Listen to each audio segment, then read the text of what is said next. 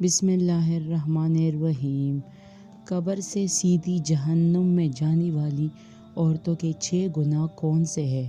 6 عادتیں عورت کو قبر سے سیدھا جہنم میں لے کر جائے گی۔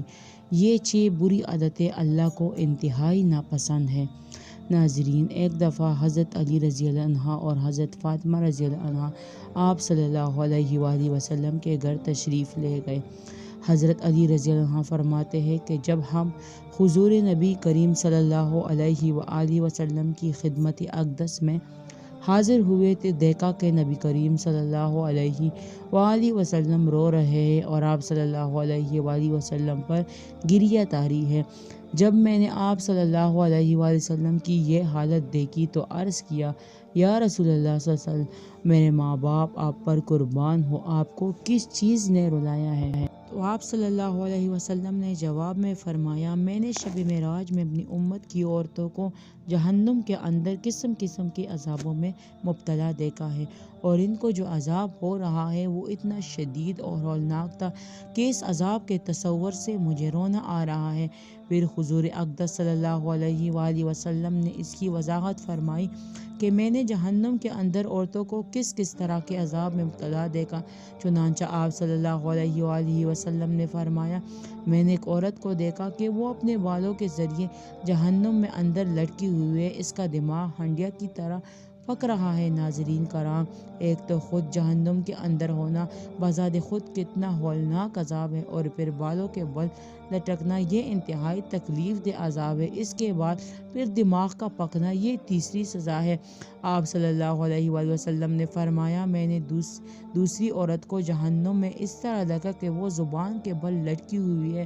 تیسری عورت کو میں نے دیکھا کہ اس کے دونوں پاؤں سینے سے بندھے ہوئے ہیں اور اس کے دونوں ہاتھ پیشانی کے ساتھ بندھے ہوئے تھے۔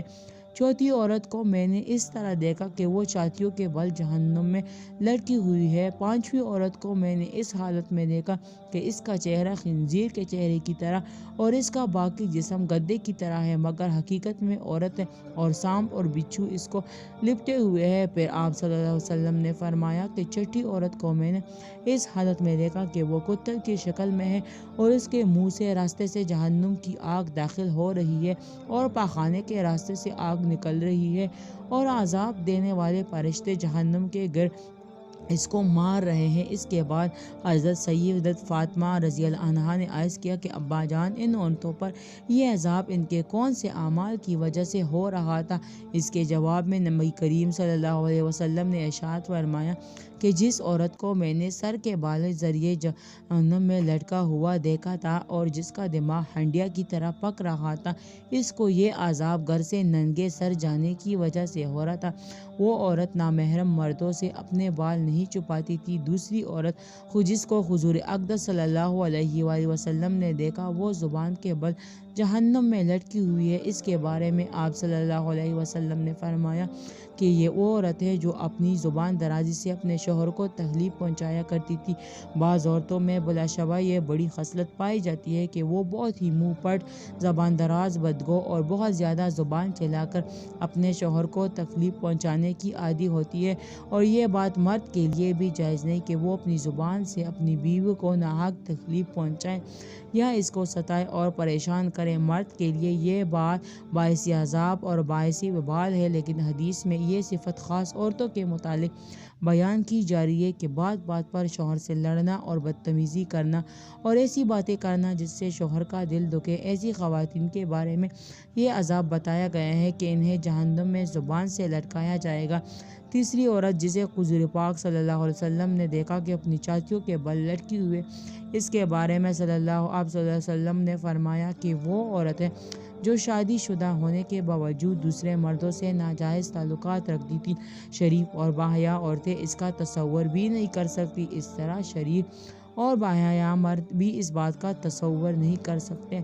چوتھی عورت جس کو حضور اقدس صلی اللہ علیہ وسلم نے اس حالت میں دیکھا کہ اس کے دونوں پاؤں سینے سے بندھے ہوئے ہیں، اس کے بارے میں نبی کریم صلی اللہ علیہ وسلم نے فرمایا کہ وہ عورتیں جو دنیا میں جنابت اور حیض سے پاک اور صاف رہنے کا اہتمام نہیں کرتی تھی اور نماز کے ساتھ بڑی لاپرواہی کرتی تھی، کے مذاق کا معاملہ کرتی تھی۔